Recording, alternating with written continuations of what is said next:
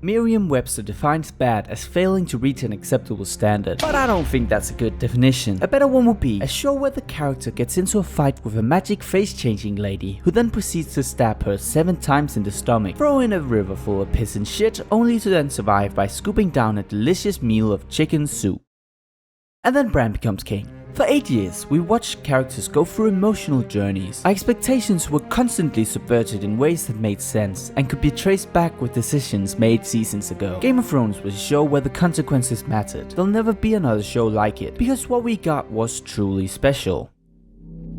Big zombie polar bear. After the show's lackluster conclusion in 2019, I noticed a growing sentiment among fans, a general sense of disinterest. Game of Thrones used to be that show you'd rewatch every so often. Everything about the show was just good. It's what I would have said had David Benioff and D.B. Weiss not ruined my life. The utter destruction of everything Game of Thrones stood for has been extremely well documented. When your show becomes the most pirated piece of television ever, chances are people are gonna care when you decide to ruin it all. They were tired of doing the show. They ran out of source material. That guy wrote X-Men Origins Wolverine.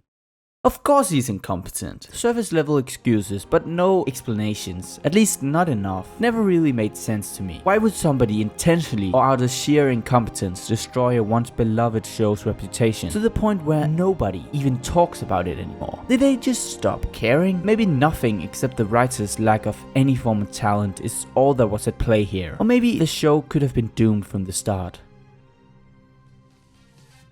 And so our story begins, with one clear goal: to make The Sopranos in Middle-earth. So let's set the scene. The year is 2006. D&D just finished a 5-hour meeting with George R.R. Martin about adapting his A Song of Ice and Fire novels into a TV series. They pitched the series to HBO and a pilot began filming in 2009. D&D weren't particularly experienced at making TV of any kind, and to quote them, got everything wrong on a very basic level with the writing of it. So the pilot would end up becoming infamous for being bad. A lot of the mistakes were very basic, elemental writing mistakes, you know. The final scene of the pilot, it's Jaime Lannister and Cersei Lannister having sex at the top of a tower. It's not shocking if you don't realize that they're brother and sister. They're related. None of our 3 brilliant writer friends knew that because we hadn't made it clear. And so now if you go back and watch the pilot that actually aired, you'll see there are a lot of lines where Jaime's like, sweet sister. Sweet sister.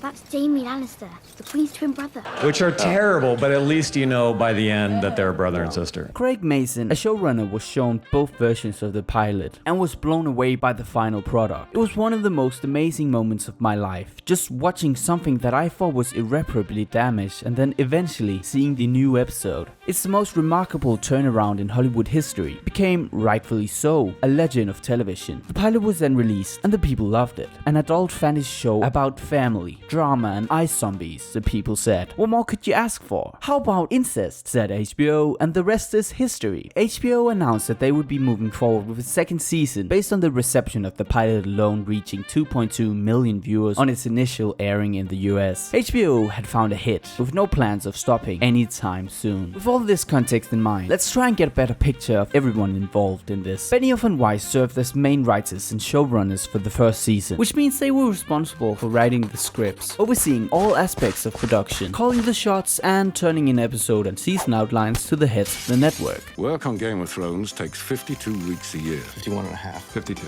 A typical day includes Editing the episodes, working with the VFX team, working with our composer, working with the sound team, and outlining the coming season. These 2 guys somehow managed to stumble their way into making a masterpiece. And I mean stumble. The 2 weren't TV writers. Before Game of Thrones, both Benioff and Weiss worked in film and were unfamiliar with working on a television show. This resulted in several first season episodes being about 10 minutes too short for HBO, forcing them to write another 100 pages of scripts in 2 weeks. Due to a lack of budget, the new scenes were designed to be inexpensive to film. Much of this was original material not in the books, such as the scene between Robert and Cersei discussing their marriage, which is a favorite part for many. I'm about to say something very controversial. I don't think that David Benioff and D.B. Weiss are the absolute worst, most incompetent, talentless, and worthless writers in the entire world who should be executed for ruining Game of Thrones, and therefore my life. Looking back and seeing the tidal wave of negativity the 2 received for their treatment of Game of Thrones, I can't help but think that maybe some part of it was unfair. Now, don't get me wrong, anything past season 4 is a piece of shit, and that's their fault. It has its moments. Not that. But Game of Thrones was ruined because of them. I'm not contesting that. Still though, looking back on it, so many people were quick to label the two talentless and unable to function without source material. We've gone over this before, but once they got past the source material, they didn't know what the hell they were doing. And we find out later they even admitted it.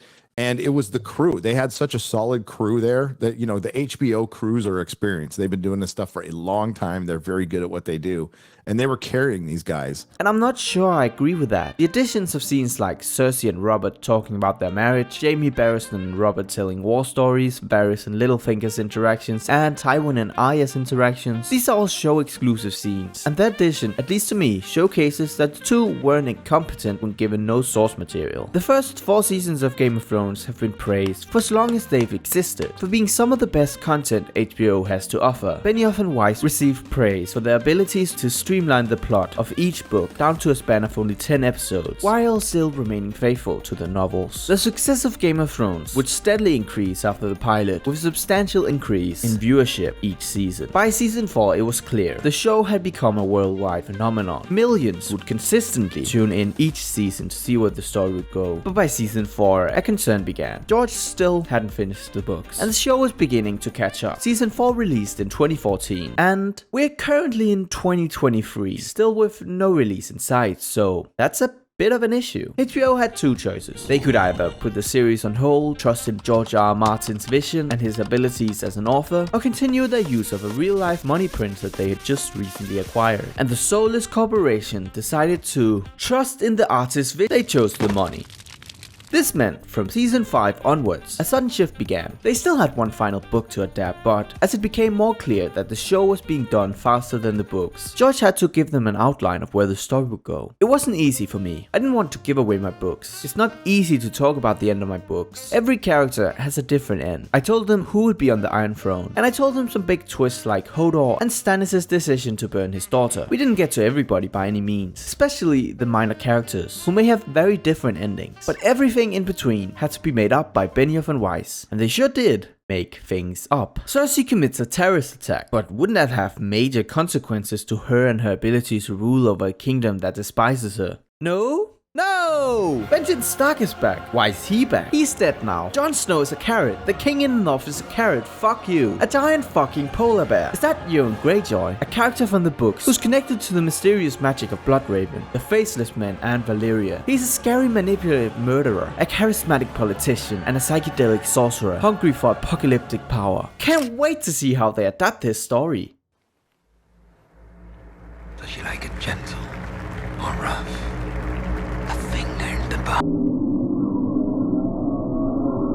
Look, it's Ed Sheeran! Season 5 would finish off with an average of 20.2 million viewers per episode, although the criticism would also increase. In earlier seasons, George would not only give critiques of episodes, reportedly being a very harsh judge, but also write some himself. But according to George, by season 5 his involvement had lessened. As he stepped back to focus on his next novel, The Winds of Winter, Martin grew estranged from the show. When asked why, he said, "I don't know, you have to ask Dan and David." This wouldn't inherently be a bad thing. Plenty of adaptations don't have the author present at all moments of production, but in this case we know how it turned out, and I'm just going to go out on a limb here and say, not having Martin involved, a bit of a mistake. Season 5 had made several changes from the books in an attempt to streamline the story George had created, one of which being the Dawn plotline. The changes to this plotline would be heavily criticized for being bad and signaled the path that the show was about to go down, which worried many fans. I hate everything about the Dorne plot in the television show. And before you call me a butthurt book nerd, I just want you to know that you're right. I am mad. But enough about those nerds. They only care about irrelevant nitpicks like characters acting like themselves. Don't these people know that the only way for us to turn these realistic characters into death-defying action heroes is by making them defy reality itself? Anyways, they don't matter. What matters is the normies. What do they think of us?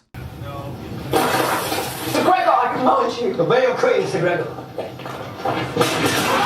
The quintessential soy face. When talking about modern Game of Thrones, many agree that the writers had chosen to dumb down the show and sidelined the fantasy elements in order to appeal to morons. Yeah, sorta see where they're coming from. This would end up seemingly being proven right at the Austin Film Festival in 2019, when a Twitter user decided to document the session D&D were attending, tweeting out a lot of what would become infamous quotes. Dan wanted to remove as many fantasy elements as possible, because we didn't just want to appeal to that type of fan. They wanted to expand the fan base to people beyond the fantasy fan base, to mothers, NFL players. This would be a very damning claim if true. The writers wanted to remove fantasy elements to appeal to the normies? Only, when you look at the tweet in detail, you may notice that part isn't in quotation, and the author opted to instead only quote 11 words Dan Weiss had said, none of them saying what the Twitter user claimed. When you listen to the talk the two gave, it's clear that they were talking about fantasy exposition and not drowning the viewers in it, because that could easily turn many people off the show and ruin the serious tone the two were going for. I will happily agree that in the end, they did end up with a show where the fantasy elements were put on the sidelines. They introduced time travel and did nothing with it, but still, talk about the things that they did instead. I promise, there's more than enough material to choose from. Like with terms of fantasy exposition and fantasy proper nouns, it was almost like a game of Jenga where you're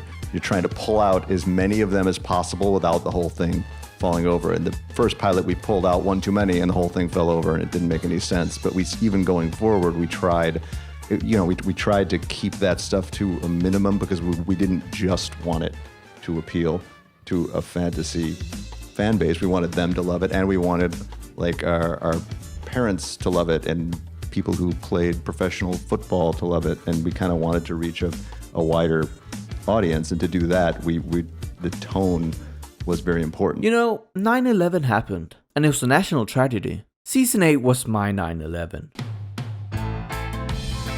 Game of what now? Ay, eh, eh. I'm a Rastafarian, Targaryen. I got some dragons and they're very scary. And been here and there and then I've been everywhere again. Rastafarian, Targaryen. Call me Daenerys Targaryen when you wanna reach me. And if you feel the love, then you can call me Khaleesi. Got so many names. I'm Queen of the Andals, Queen of the Marine. Yeah, you can kiss me sandals. Already before the release of episode 1, season 8 had found itself in the news. It was announced in July of 2016 that the 8th season of Game of Thrones would be the final one. The show would usually be scheduled with a 1-year break between each season. This year was different. It was announced that Game of Thrones would not return until 2019. What? You mean I have to wait an extra 8 months? That's almost enough time for me to upload a single video. I could die in that time frame, but according to HBO, the season was simply much bigger than anything they had worked on before and needed the extra time, and so the people sat back down to cancel their HBO subscriptions. Fine. We'll wait, but we expect the final season to be 6 one-hour movies, devoid of flaws, with immaculate writing, set design, and attention to detail. You might wonder if they were able to meet these expectations. Well, episode 1 released with a positive reception, a reunion episode of sorts, and then it ended, like good things always do. The first 2 episodes were mostly non-controversial, due to their nature of being completely forgettable. But then episode 3 released.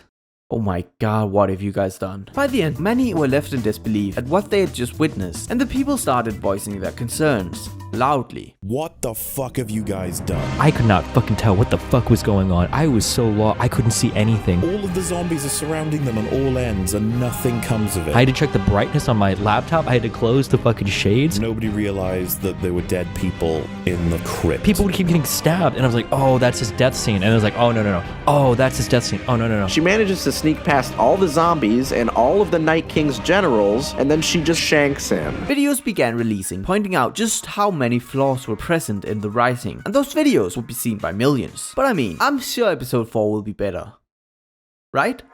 Oh, there's been a leak. Looks like a Reddit user has decided to compile every single trustworthy leak about season 8, which includes basically every single notable moment to come. This got people talking even more negatively about the show, because what was in those leaks didn't exactly satisfy them. I guess I didn't see particularly that Dany would just firebomb the city. At this point, many people were already done with the series. They thought that what was in those leaks was the assassination of every single character, a complete underminement of the last 8 years of their investment. A big part of the fanbase had already lost hope, and were expecting episode 4 to be a dumpster fire. But maybe not. On May 6th, a post appeared on Reddit suggesting that perhaps what we've been told was all a lie. What if Game of Thrones leaks are a 4D chess move to lower expectations about the rest of the season? A theory by a fan with Stockholm Syndrome. Spoiler alert, no. The leaks were 95% correct about the episode, and that means that the last 2 episodes would probably give a similar result. The season would go on, and it really did. Rather quickly in fact, since it was decided that the last season would be concluded in only 6 episodes, instead of the usual 10. After the final episode had aired, the take wasn't just that the leaks were awful, but somehow they'd managed to make what happened in the show make even less sense than the leaks. Were you all watching the leaks when episode 5 was around? And did you see the Dany thing coming? Oh, I think we knew all that. I'm pretty sure, the leaks did specify that, but it was the kind of thing where you read it and you go, oh, they'll probably contextualize it a little bit better than that. To call Season 8 controversial would be an understatement. There were many issues, but despite all of that, the season was nominated and won an Emmy. And after that, the Q&A began. There was a lot of controversy about the ending, and I'm wondering how you reacted to that, especially regarding, of course, the Dragon Queen. I'll take this one. What was it? This, in my opinion, is the biggest issue. When you're unwilling as a writer to even back up any of the decisions you make in your stories, you shouldn't be writing it, because you obviously have a lack of passion in what you're creating. Dany knows that once Cersei has Missandei, that she's not going to see Missandei. Missandei. Did you watch your own show? Her name is Missandei. Your show calls her Missandei.